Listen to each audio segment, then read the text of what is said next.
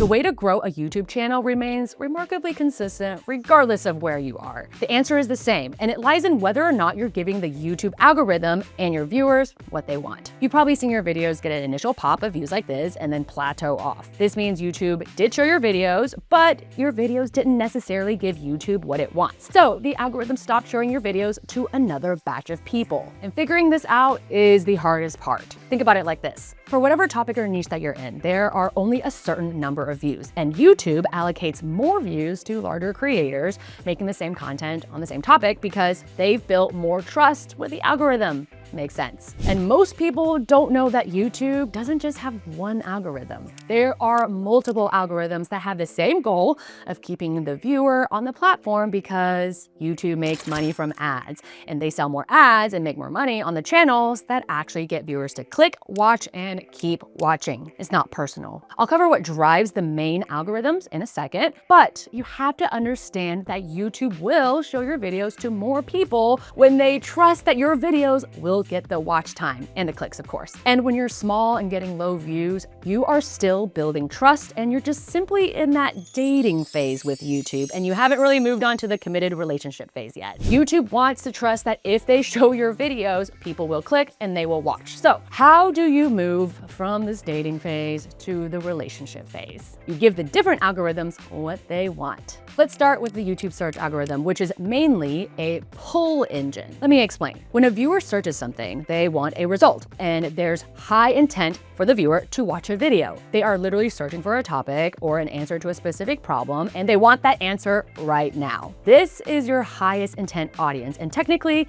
the easiest viewers to get because they are literally searching for you, and then you pull them in. And if your videos work with the search algorithm, it can literally grow forever simply from people continuously searching, aka evergreen growth. But this means that your video idea needs to be evergreen, something that someone will always search at any time of the month, any time of the week, any day. So how do you actually show up in YouTube search? Showing up in the search algorithm relies on your metadata, like your title, your description, the keywords, your file name, and what you say in your videos, because YouTube can read your transcript. And this is one of the biggest mistakes that I see creators make, is ignoring metadata, and I talk about that in my YouTube upload mistakes video. So definitely give that a watch after this. And when you first publish a video, YouTube will show your video if they know that your video matches the viewer's intent, and the only way that YouTube will know is through your metadata. And by the way, YouTube always tests your video with a small group of people, your subscribers and the first group of people that are searching, a smaller group. And if your thumbnail and your title clearly communicate what your video is about, then people click. And if they watch your video for a long time, that's a signal to YouTube to keep showing your video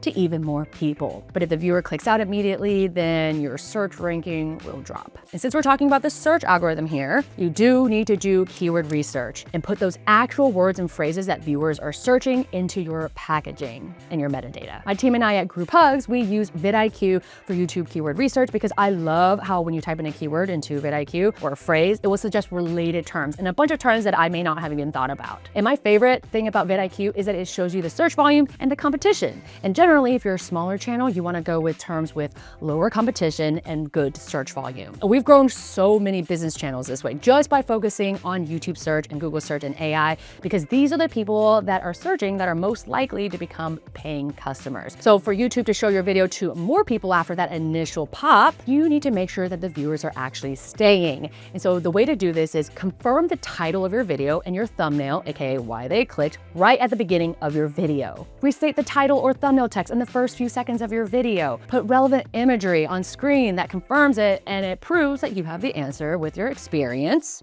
in the first 30 seconds. And I don't know if you noticed, but I did that in this video. I shared my experience, I said the words of how to grow on YouTube, and you're watching right now. By the way, before I get to the next two algorithms, I want to share something that should encourage you, especially if you're a smaller channel. We've had client videos absolutely take off after months or even a year after we posted the video. So whatever you're doing now is super valuable. Don't give up. Remember, you're dating YouTube, and just like how some dating prospects take a little bit of time to come around, YouTube is the same. So keep learning like you're doing by watching this video, and keep improving and keep posting. All right, moving on. So one limitation that YouTube search has is that it relies on the number of people searching, but the YouTube browse algorithm is different. The browse algorithm has unlimited potential and is more of a push engine instead of pull like YouTube search. Browse traffic comes from your YouTube homepage. And just think about your own experience on the YouTube homepage. Basically, when you go to youtube.com or open up your app. When you open it, YouTube does not know what you came for. So it will show you videos from channels that you're subscribed to, channels that you've watched before, and sometimes it'll even show you videos that you watched half of. And then it'll also show you videos from channels that you've never seen before based on your interests. YouTube is pushing them to you, unlike search, where you're pulling them in. Does that make sense? And just like the YouTube search algo, if they click and watch, the browse algorithm will keep showing you to more people until people stop clicking. But unlike the YouTube search algorithm, the browse algorithm primarily relies on the personalization and the viewer's history cluster, aka what they watched in the past and what similar viewers enjoy watching. And because YouTube is showing your videos to new people, click-through rate is super important. So you have to have thumbnails and titles that pique curiosity, have that curiosity gap, and are generally positioned for a wider audience. The more you can attract new viewers, the better. And whether you want to optimize your packaging for the search algorithm or the browse algorithm, that really depends on your goals. I have both personal brand clients and business clients, and all of my clients ultimately use YouTube for the business of some kind, whether it's selling a course or driving people to an app or buying their product. So when we're choosing ideas for our clients, some of the videos are going to be geared towards search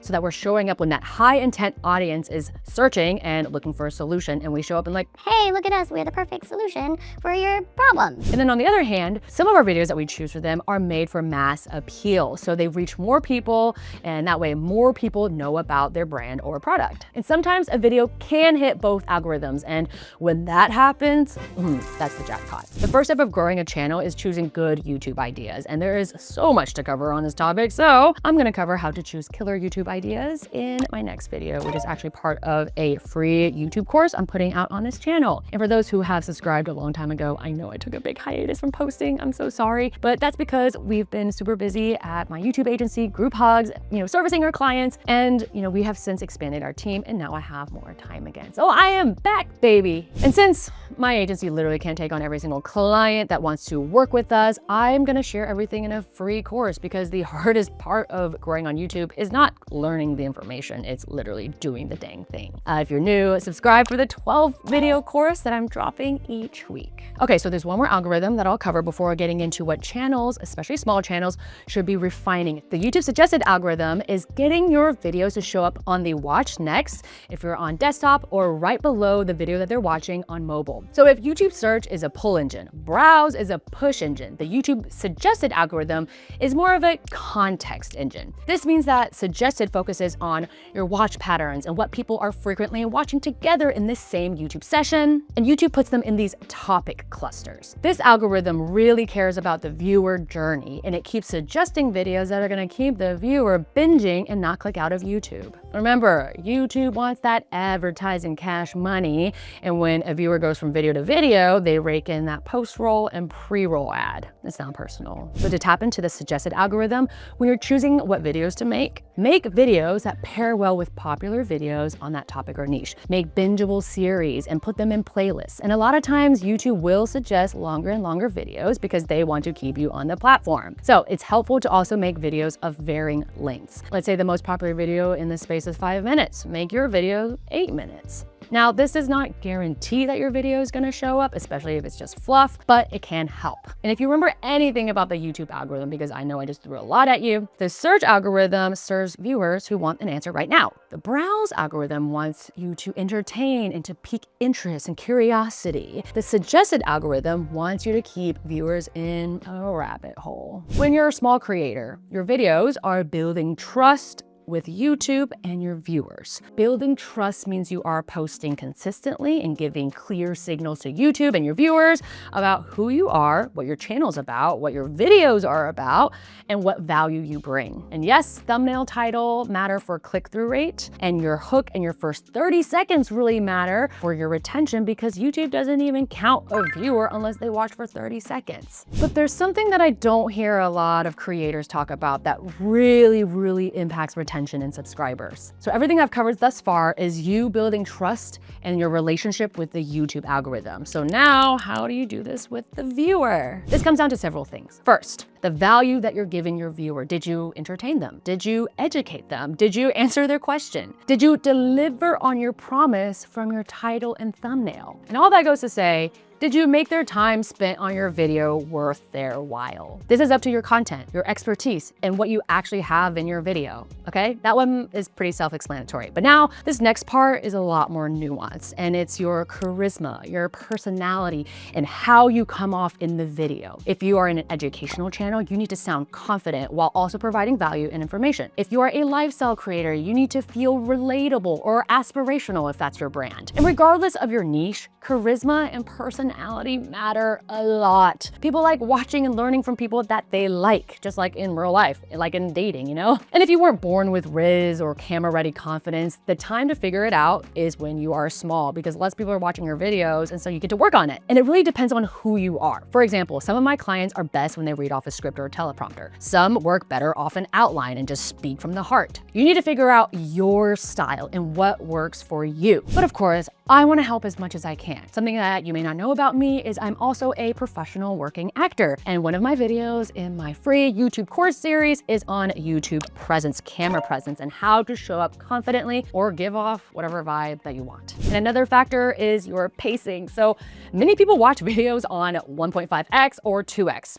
Guilty. And if your pacing is super slow, it can get boring and people just click off. Let me try to give you value now while talking like this. So let me go back to this dating example, which is something that I made up and I hope it connects with you. The first time someone clicks on your video is like your first date. The second video they watch is your second date, and third, and so on and so forth. And when they subscribe is when they decide they trust you enough to be in a relationship with you.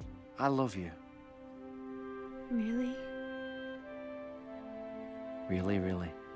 And just like dating, it can take a while, you know, and we never really know when exactly we're gonna meet our soulmate. So you just have to keep trying, but not just willy-nilly. And just like dating, you have to be intentional. You're gonna learn a lot from each date, your videos, and what you like, what you don't like doing, what feels natural for you. And YouTube is an iterative art. The whole thing is you learning from your experience, learning from the data, video after video. And something that I see a lot of smaller creators miss is simply understanding how to understand all of this data in YouTube Studio. So I was on a call with a potential coaching client today, and I asked him if he knew his average retention, and he said that he didn't know how to find it in YouTube Studio. Wait, what? You have to learn what all this data means and where to find your key stats. That way you can use the data and improve your next videos. YouTube gives us so much data, and it usually tells you what's going on with your channel and your videos and why they're not performing. And this is exactly why I do channel audits